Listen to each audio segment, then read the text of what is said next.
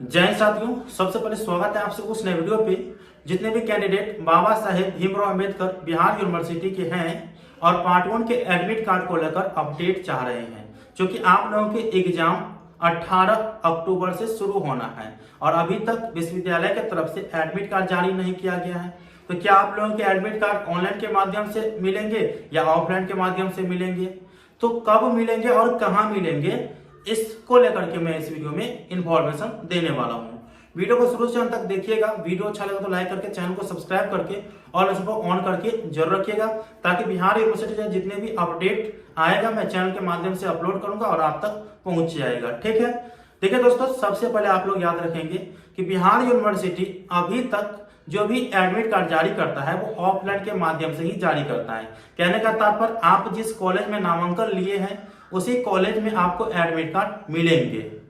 Offline है तो offline तो आपके कॉलेज में ही मिलेंगे। ऑनलाइन रहता तो वेबसाइट से डाउनलोड करके कॉलेज में वेरीफाई करा करके और एग्जाम देने के लिए जाते, लेकिन ऐसा तो नहीं है। ऑफलाइन जारी करेगा तो आपके महाविद्यालय में मिलेंगे।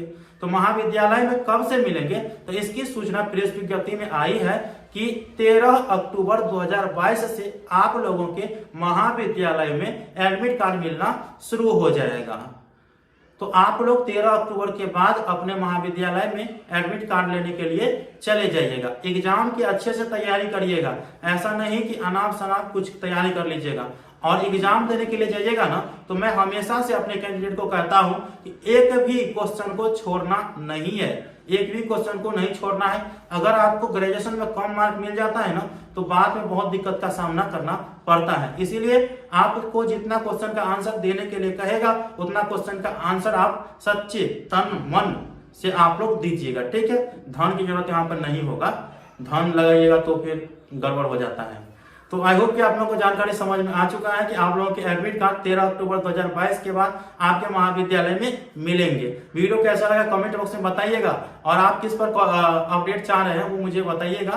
तो मिलते हैं अगले वीडियो में, तब तक के लिए धन्यवाद। जय हिंद, जय भारत।